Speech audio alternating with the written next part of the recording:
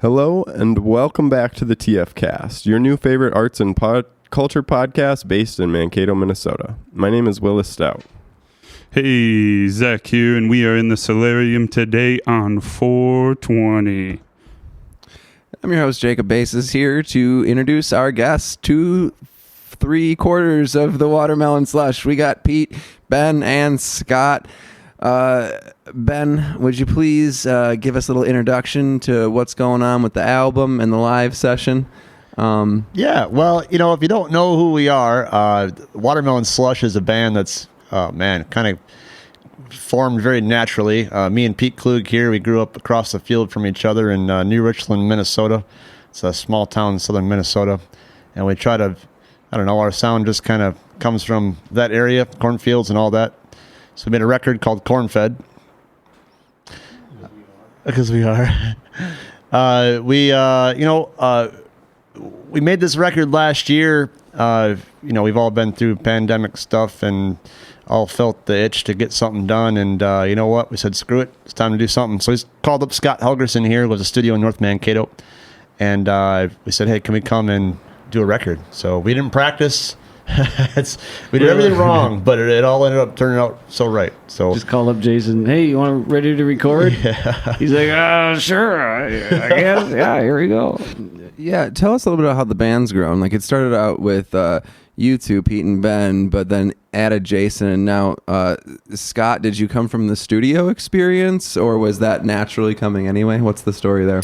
Yeah, so they wanted to add a little percussion and some other things to the record, so I did a little of that and kind of decided we'll do a few live shows together, and did the video thing a few weeks ago. I'm gonna do a few shows here and there, probably play some piano along with and a little percussion drums. So yeah, we started our band with acoustic guitars, and we were dreaming of having more of a rockabilly type of sound, and a stand-up bass player that would be the ticket. And somehow we found Jason Felton here. Yeah, Laura from B-Balm. Yeah, we were walking by the wine cafe, and she pointed over at some guy sitting there, and she was like, he plays upright bass, weren't you guys looking for one? And I was like, yeah, I guess we were. And somehow I met it, or we connected somehow. I don't remember. First time I played with Jason, I played guitar with B-Balm at the Makerspace, and Jason filled in on bass because you couldn't make a show, Pete.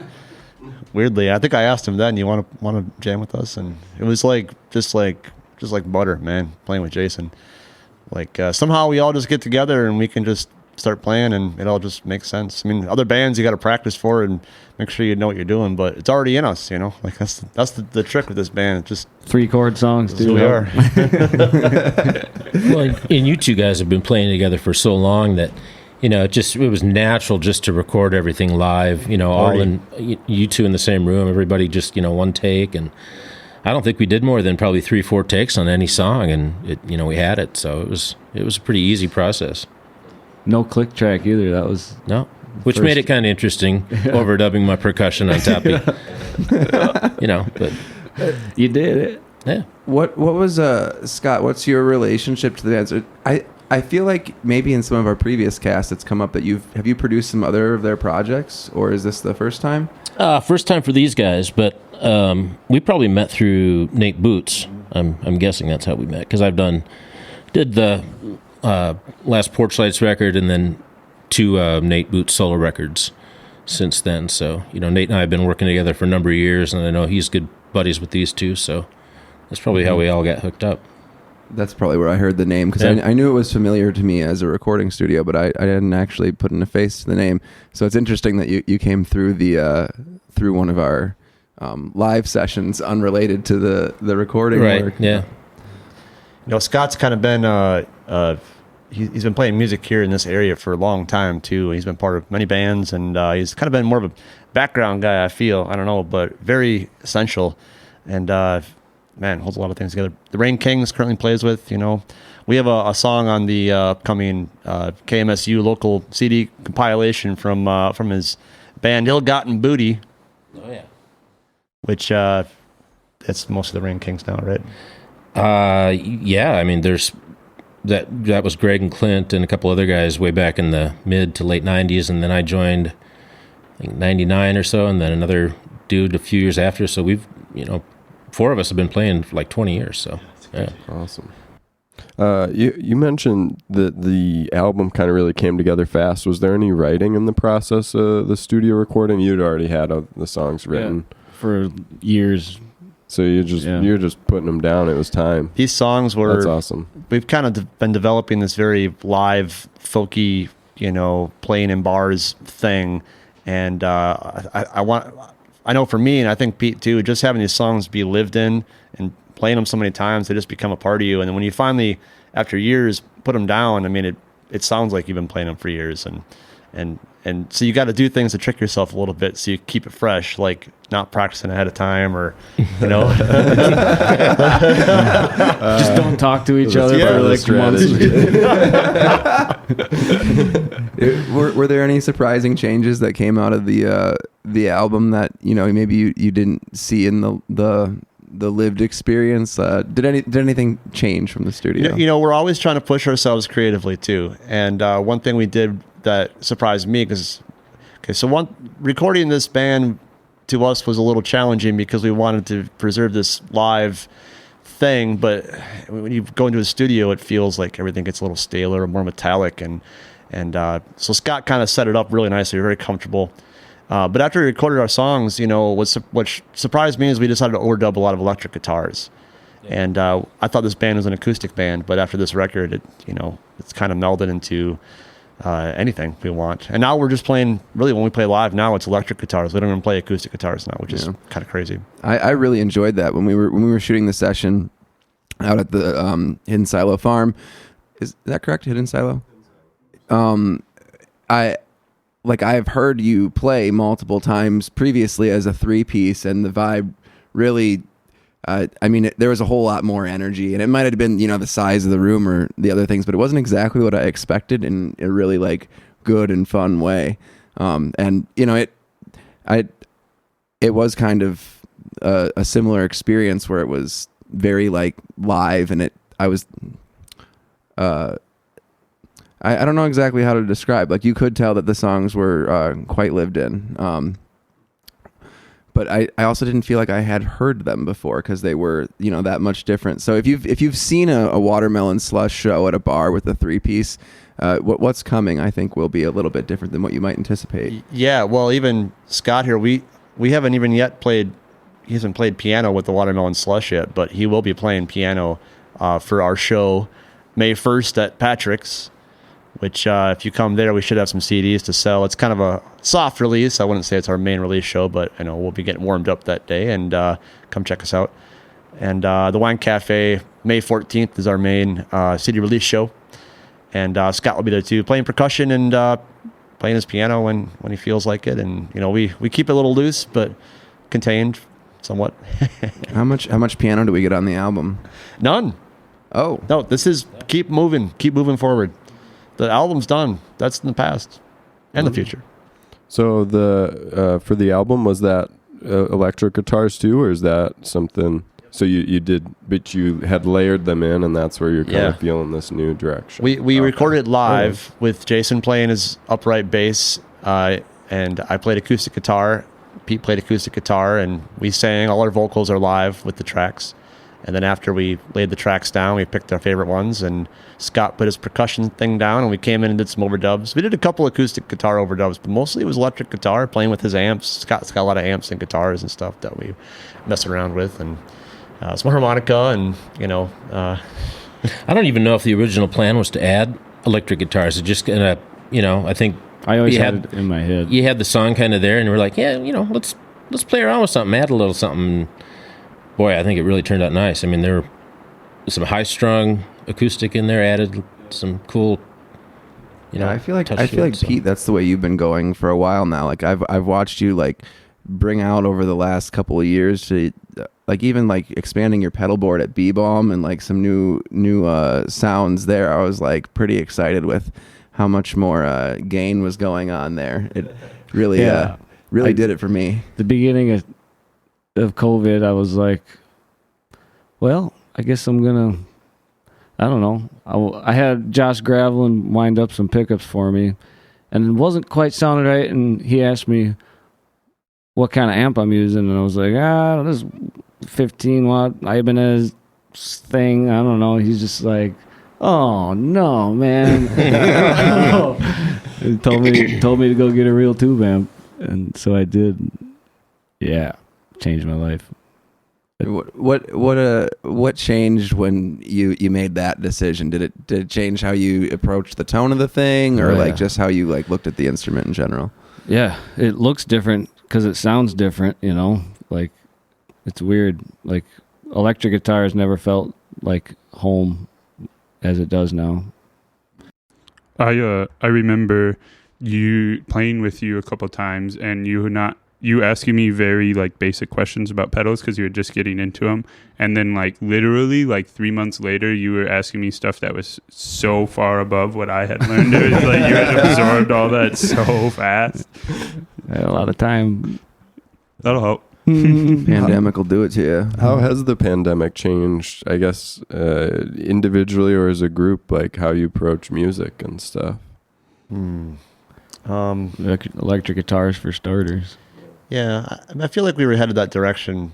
It just kind of slowed things down for all of us. It allowed us to process things a little bit, maybe take the time to like do this record. But I don't know, B-Ball and Fields kind of slowed things down a little bit, and that's about it. I mean, we're still on the same path we've always been on. I feel. I don't think it really has changed our sound or writing too much. But I don't know. We won't know until 5 years from now. Yeah. Ask us then. Reminder. Yeah. We need a longer time to not practice before we put the next one down. So yeah, what's the upcoming strategy? Having like a no talk for a winter, or are you gonna plan some new songs? Or? I got lots of new songs since the pandemic. That I'm just playing by myself. I don't know. Usually sit with them for a while, and then all of a sudden they start leaking into whatever band works with the song, like just Merlin or Watermelon Slush or just Pete Klug. Is everyone bringing songs to the table? Yeah, this is kind of the Watermelon Slush is kind of 50-50 my songs and Pete's songs. And you can tell it's our love child or whatever you want to call it. Just like the Beatles. That's why it's so ugly.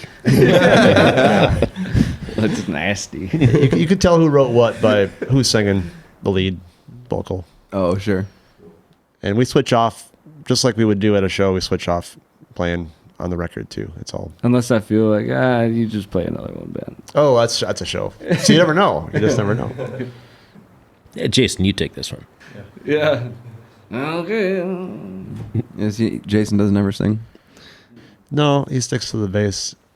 But, you know, the option exists if he ever feels he wants to express himself that way. You heard it here, Jason. He's like, finally. Big break. Well, we mentioned too that y'all are in a handful of other projects. Is there any like real important updates we can give on any of those?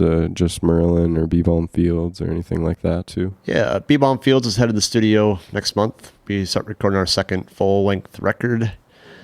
I think Just Merlin has a record kind of in planning stages. Poor Lemuels. I want to record Poor Lemuel here soon too. Practices have been tougher too. Like you have a bigger band, it's tough anyway to do a practice and then try to figure out dates. These times are tough too. So once you get enough practices strung along, we'll get a session set up, and I'm hoping fall for Poor Lemuel. And then I was going to talk to Scott about doing a solo project, maybe in June or something. My family's going to California. I got a little bit of time on my own. Might as well do something, constructive. We have a lot of tunes, man. We've got, between me and Pete, we have so many songs, and Laura too. We've got, it's not a matter of material to record. It's like when you can find the time and energy to get up to go and record. Yeah, do something. What does that look like for a process? Is it the result of good practice, or like what's made that possible? Yeah, grinding on the songs, like practicing, getting together is always key to getting the album together. For sure. It's been a fertile scene too here in Mankato. We've all kind of pushed ourselves, I think, and there's a little bit of a competition, I think, sometimes, at least for me.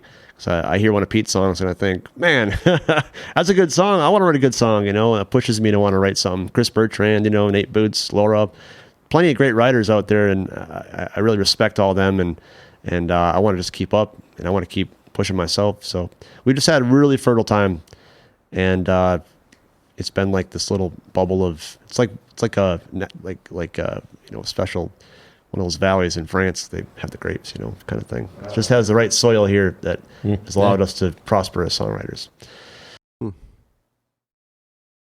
Yeah, that's an awesome way of looking at it. It does seem like that from an observation as an observer too. It seems like we've got a lot of people who are, I don't know if it's similar age group too, similar experience level, musicians who've been around now for a while doing cool projects, just kind of doing some intermixed musical explorations, if you will. Yeah. What do you think the future of the scene is? Do you see more artists coming in, or just more projects like budding off? I hope so. Doing radio, and I'm always hunting for original local music for weekly radio shows. I'm hoping more people will come out and want to be a part of our scene. So I think the more people we have doing original music, the better we all are, and the more we all want to do more and do better. But yeah, I see a lot of the same folks these days. I don't see a whole lot of new folks right now, and I'm still kind of waiting. There's some younger folks like I know Mal Murphy is working on. Actually, she's working on a record with Scott right now. But she's a young cat. She's working on writing songs and adding her voice to the mix, which is really cool. And I know some other young cats too that are out there that are still kind of finding their feet. So I don't know, kind of waiting for the next batch to come up. And you know what? We're going to be here to help them out and be there for them too, because that's what makes our scene stronger and better. But there's a lot more venues and play. I mean, there's an opportunity for people to play original music. Whereas I'd say even like 10 years ago, it just wasn't a thing. I mean, people wouldn't, bars or whatever weren't willing to pay somebody to come play that. They're like, oh, nobody's going to know your music. You got to play Summer of '69. I mean, you got to play the hits, and it's just not like that anymore. I mean, people want to hire original music, and it's just fantastic. What do you think changed that, Scott? I have no idea. I mean, it probably filters down from what the cities was doing. I mean, their original music scene has been big for a long time, and I think that kind of stuff just trickles down to smaller cities. But and all the breweries and stuff. I mean, you guys play all over the place at just all kinds of cool venues. I do think that there was a really big thing that happened when kind of like the way we promote things flipped over and changed, and I think people are really getting their feet with the new kind of like hybrid content. Like, you're putting out a CD, everyone loves physical media, but you're also doing web stuff and all these other things. And the venues, I think that they're catching up too, and they see the value, because everything is so available now. Like, you can go exist in a subculture in a different state on the internet and be there. So it's like, what is special about Mankato? And the answer there is a lot. So I think it is really leaning into the local art scene, because you can have anything nowadays on the internet. Yeah, but you can't have physical live musicians sitting there playing for you. You can't physically see a piece of art, the 410 Project, and all that. Yeah, you can't have the Watermelon Slush. Yep. Well, I think it is probably a credit to the artists who've been here and have been playing for even more than 5 years. I know some of you probably are closer to 10 or 15 under your belt. I don't know if that's even high or low, but I think that that continued investment's probably done a lot to contribute to what's happening now with those venues and the opportunities that you see for that. So I thank you for your continued participation in the community. You're welcome. Well, I don't know how long you've been producing records, Scott, but have you seen any changes over the last X number of years in what people have been coming to you to produce? Yeah. I'd say like, a lot of the first projects I did, like back with my old band, the Ill-Gotten Booty, we did some things, and it's just, now it's like, everybody's a singer-songwriter. Everybody's got song ideas, and they got something in their head, and, they just need a band, and they need to, somebody to nurture it and get it out. So, and that's what I try and do. And there's so many great musicians around that are willing to donate their time and help out and play on somebody else's record. It's not like, I only play with this band. Everybody plays with everybody. And it's fantastic. I've looked at some, going back to some local CDs, like, Ian Hilmer released a record a few years back, and I look at all the credits, and it's like there's like 40 musicians. Yeah, there's so many musicians and past and present, that have contributed to this project. If someone's doing something, I mean, everyone's willing to lend a hand. You got to fight them back sometimes. We've had to fight off a couple people for this record, actually. Well, we got our ideas. Yeah. Scott, do you usually work with like newer artists or seasoned guys, like seasoned folks like these? Mixture of both. Yeah. Is what do you notice that the more seasoned folks do that might be good tips or habits for the newer folks? Well, I think a lot of it is they're just comfortable with their voice and their style and how they play and how they come across in general. They're not timid about it. They've been doing it a long time, and they're not afraid of being rejected by, really they don't care what anybody thinks about their music when they're playing it, Yeah, it's kind of like they know they're paying for the studio time, so it's like, this is my idea. I already had it. And they're comfortable in their own skin, and, they have a following already probably, so,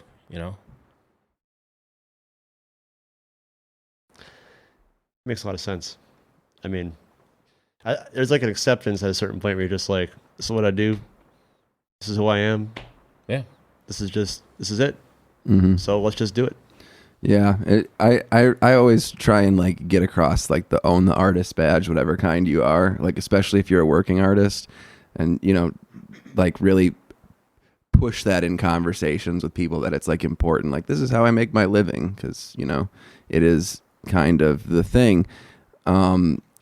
I mean, kind of speaking about that, like if people want to see the Watermelon Slush, what's the next few months performances going to be looking like? Yeah, I know May 1st at Patrick's, 4 to 7. We're on the patio if it's a nice day. Right now it's raining out, so it doesn't seem like, hopefully that's the case. It'll be nice during that day. But yeah, but we'll be inside if it's not. May 14th, they're at the Wine Cafe.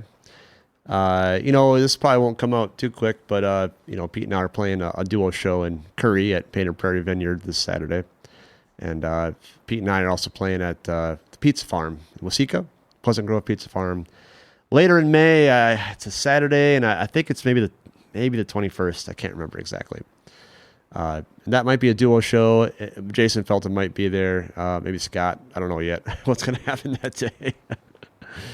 And we're working on getting something set up at the Nikado too, and we're kind of working on our summer a little bit. But May is the main month, and kind of go from there. What's like the vibe booking right now? I mean, we've had a lot of conversations about like, because a lot of places it feels like COVID's over. Like, you don't got to wear a mask on a plane anymore. Like, what are you hearing from the venues? They're booking early, real early, so early.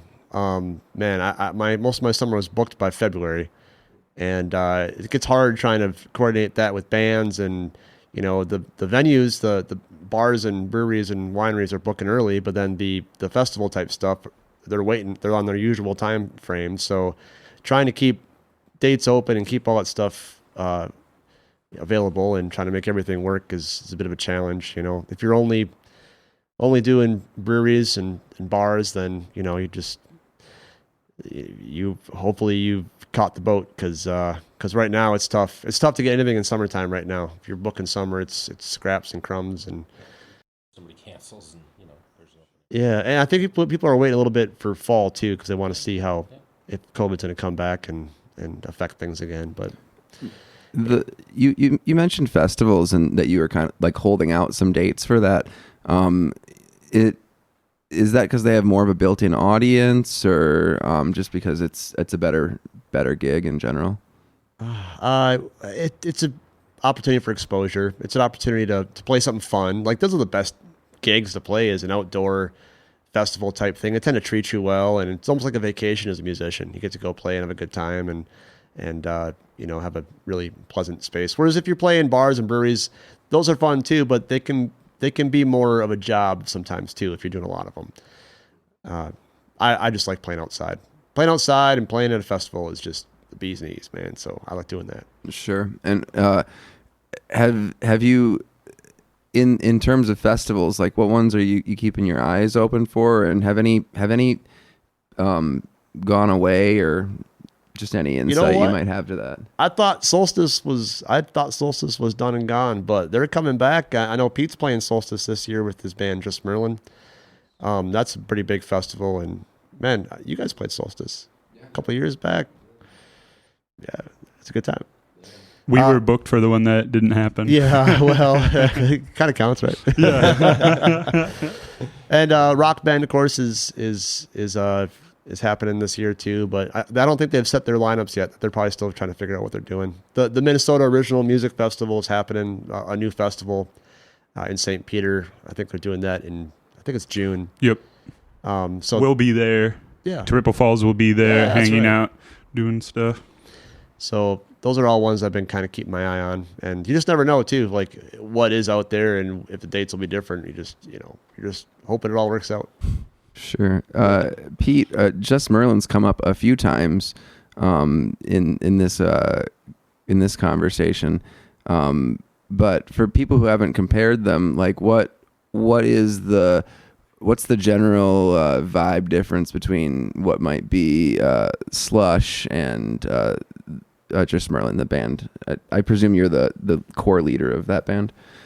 Yeah, it's much more rock and roll and punk, and with a little southern Minnesota twang every once in a while, but big loud drums, and then a bass player, and then me on electric, and 3-piece rock band. Brent Berg is the drummer. He's from St. Peter. And Evan Matson, he plays bass, and he's from Westbrook, actually. And I think he grew up around Nate Boots' neighborhood. Oregon? Yeah, something like that. Sure. And I think it was also someone said something about an album. Is that a this year thing? I don't know yet. Oh. Probably. We'll see. Yeah, you just released a record, though, with Just Merlin last year, right? 2020 was last year, kind of. Yeah. What year is It it? was last year forever. I don't remember. Last year kind of just, 2 years. But yeah. Cool. Well, is there anything else we wanna touch on for Watermelon Slush? What do the people got to know? We didn't talk at all about any specific music. I wanted to mention that the Mean Old Mr. Todd one, when we were recording that, I just couldn't get the image of those goats out of my head. So I was like, well, you were singing it, and I was like trying to operate a camera or something. I was just imagining the goats singing and playing guitar. We should have brought the goats upstairs. Had them run around. Yeah. Yeah. I can't get that song out of my head, actually. The Mean Old Mr. Todd song. Mean Old Mr. Todd. Yeah, that's a true story. Like, that's not made up. That's my old neighbor, Todd Held, Mr. Todd, called him, and in Burnsville, and Everybody's Googling Todd Held. he probably love it. He's a character, man, and I was about to move down to Lake Crystal, and he mentioned to his wife, who mentioned to my wife, that maybe he'd like it if I wrote a song about him. And I was like, okay, I was like, yeah, that's awesome. Yeah, so cool. Was he happy about it? That's funny. He loves it. Actually, he plays it for every guest that comes in. He'll play that song for him, and it's become a part of his identity and his ritual. His ringtone. Yeah, That's great. probably is. That's beautiful. I wrote the lyrics in my head when I was at my house, and I was staining baseboards. I remember that very clearly, and all the lyrics kind of came to my head, and I just wrote them out. It's all those things are what Todd would do or say or imply, and just funny. I've shared many a beer with that guy, man. Yeah, you know. Oh man, I almost saw him. We went and visited them a month or two ago, and it was a Vikings Packer game. He's a Packer fan too, so you know that makes sense. You know, and he got tickets that day somehow from a friend, so he was going to be there. I was going to see him again, but he was gone at the game. And as we were leaving, he was kind of coming in. And I could have got out and like talked to him, but I was like, no, I'm just gonna pass him by and wave. Oh man. And other ones like Minnesota Man. I feel like that's got to be an anthem or something. Classic. Mm-hmm.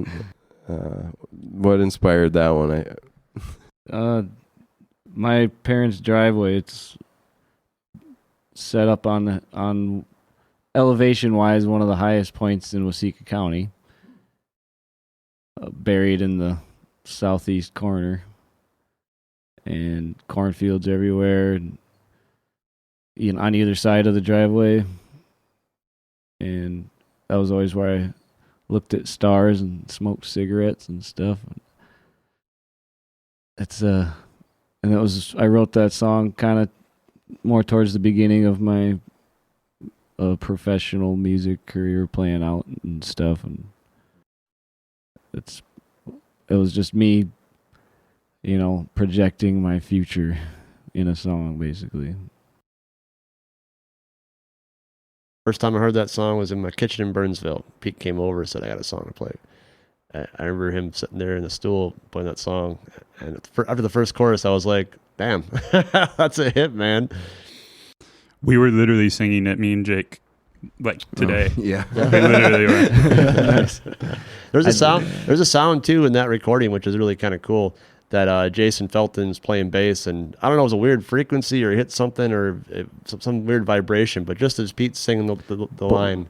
Yeah. But I'll play at your bar. Just like, it's eerie. If it ain't too far. Could hear it, and Jason was like, "Oh no, I'm sorry about that," and we're like, "Dude, it's great, man. Like, look, turn it up, man. It's art." Can you do it again? Yeah, I haven't heard it since. At least you got it on the recording. Yeah. That's another thing, is that stupid low note that I wrote in there. I can't do it live half the time, but then I sit in the studio and it just comes out just fine. Yeah, maybe. Still not there. Did your projections for the future fit? Do you feel like you're living the Minnesota Man dream? Since I wrote it, yep. There we go. Mm-hmm. Yeah, you got stickers or cards or something. Pens say Minnesota Man. Yeah. It's brand. A few little knickknacks. I didn't bring any stickers, I guess. That's awesome. Any favorites from the album? Maybe in like one that shone through in a way you hadn't seen before or something? Man, I sure like Pete's song "Taters and Gravy." I like the way it's a story song, and it's very Dylan-y in some way, and it kind of makes sense, but doesn't make sense, and it just feels appropriate. I just like the way it turned out. The recording's really simple and nice, but just effective. And I thought I played some pretty good guitar on there too. Which, It's always been like a back burner song for me. But that was a response to me and old Mr. Todd, I think, a little bit, because I was just writing 3 chords and you were like, oh, that little thing, you made a song. I think I remember you telling me something like that, because then you made that little riff and that's a ding ding ding. Maybe I don't remember. Sure. How about you, Pete? You got a favorite from the album that was recorded? I don't know. I like Juniper Snorts a lot, just because I like electric guitar. There's some cool licks in there. I like Man of My Attention too, just the vibe. It's a totally different vibe, but it needs to be there on the album from all the other songs. You know, they're all kind of goofy, but this one's more like pensive and I don't know. I like the licks on that one too. You know, we tried to add we try to add the whole writing of the record and all that experiences with our family and friends. That's important to us as people. And so some songs like Makamoki, that was my son. My son just making up this name and decided to try to write something out of that. I remember writing that song and I was like, I don't know, Pete, this is okay. And Pete was like, this is good, man. So I made it happen. With the how personal a lot of it is, do you feel like some of it changes when you put it out there? Does it give you new feeling to write, or any kind of different feeling once it's like out and done? Well, I mean, we've had these songs for so long, we just, that feeling came and went, I think. Forgot they're growing on us. Yeah. I mean, we got enough material for another Watermelon Slush record, maybe two, and it's just like, we don't know yet. It ain't out yet. yeah, we don't know. The songs are still aging, right? A little bit. They're in a barrel somewhere. Yeah. Once they hit about 15 years, then they can come out. 15 years is a good time, but there'll be one of them that'll be a 15-year-old when we record. We'll know more in June. Yeah. We're kind of waiting for. We want to see what happens. We got this beautiful session we did at Hidden Silo Farm and with you guys, and that was such a great time, man. You guys are awesome. I just can't sing enough praises for Triple Falls and you guys as people too, man. We feel the same way about y'all. It was really fun to record with y'all there, and space was great. Man. Yeah, I don't know how to properly plug Hidden Silo Farm. Like, We'll just call it hidden. Yeah, I think that was adequate. yeah, Goats. A proper plug. Physics. there's Goats, goats. physics, chickens, kittens, Watermelon Slush. All right, that's The. pretty solid. The V at the end. I like that. The Watermelon. But yeah, we got that going. We got this record thing. We got rolling out here, playing some live shows, and we're just a lot of this is kind of wait and see what happens. We're all in brand new territory here, coming out of this pandemic, pausing the pandemic, whatever this is right now. We're just rolling with it. So yeah, we'll see what happens. But it's just fun to have this done. We're really proud of this record. It really turned out really great. I listen to it like every day now. I just love listening to it. It's such a fun listen. And I'm excited for the future, but this band is very organic, and however things roll is how it's going to roll for us, And we couldn't have picked a slushier day to do this. Yeah, interview. really. That's awesome. Maybe we should leave it there. Where can people find you? Oh, you can find us on Facebook, and you can probably find us at the Wine Cafe tonight, and Perfect. If you're telepathic, get there. We're putting out strong slush vibes right now. If you can't feel it. Hard slush. Yeah. All right. Yeah. Thanks for joining us.